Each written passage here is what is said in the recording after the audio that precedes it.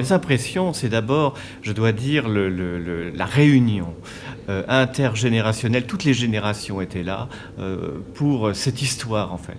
Non seulement l'histoire de l'architecture sous Jules Ferry, mais je crois aussi sous l'histoire de l'école. L'école a réuni et l'école a formé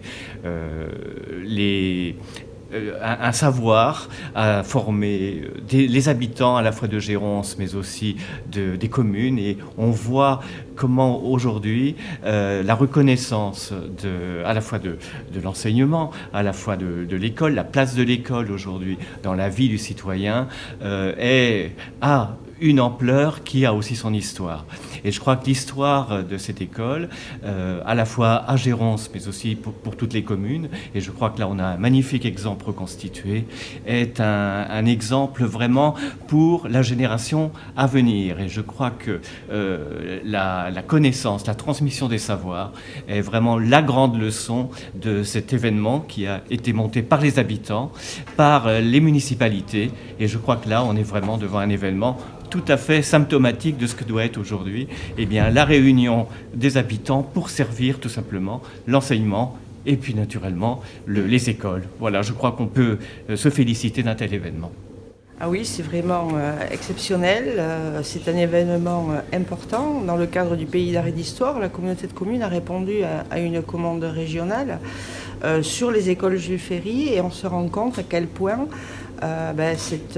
cet événement fait du lien entre les générations et chacun peut se retrouver. Les témoignages que l'on a pu avoir montrent l'importance qu'a pu avoir l'école pour les gens et qu'elle a aujourd'hui et qu'elle aura demain. C'est un événement qui a permis aussi de mobiliser tous les gens au sein de cette commune, mais comme ça se fait ailleurs, sur le Pays d'art et d'histoire, et mobiliser les associations, mobiliser les souvenirs, les habitants, et on voit à quel point chacun est attaché à son école publique. C'est un travail de fond, c'est un travail aussi avec les enseignants locaux, avec les élèves.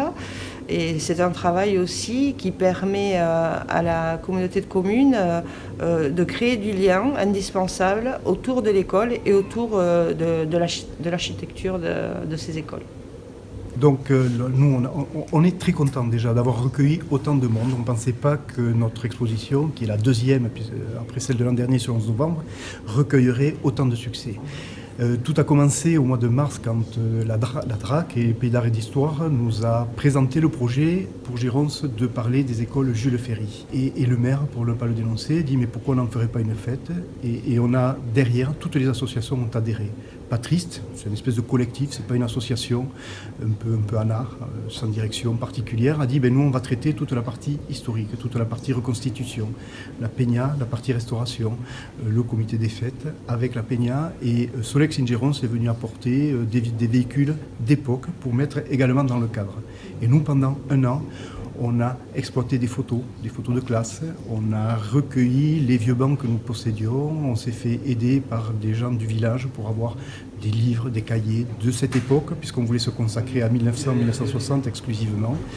Et également des collectionneurs qui nous ont spontanément contactés pour nous dire nous on a du matériel, ce serait bien qu'ils viennent vivre dans le cadre de cette exposition et de cette journée. Et voilà pourquoi aujourd'hui on est aussi content d'avoir mobilisé, si on peut dire, les associations, l'ensemble du village, la commune, pour un excellent projet et qui hélas pourrait nous donner envie de vouloir faire autre chose ensuite.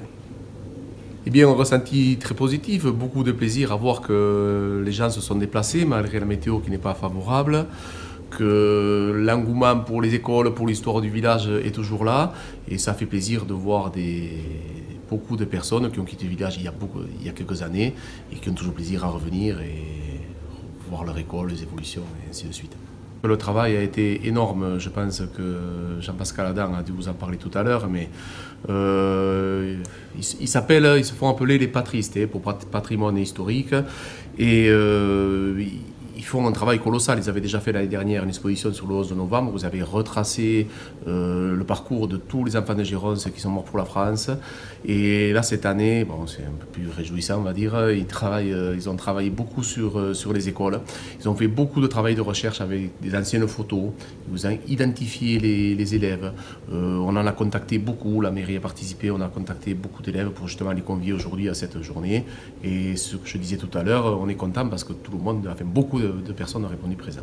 Et je pense que tout le monde prend plaisir à se retrouver les anciens et celui-là et qu'est-ce qu'il est devenu. Et voilà, ça alimente de belles conversations et c'est ça aussi le but du jeu et de la convivialité.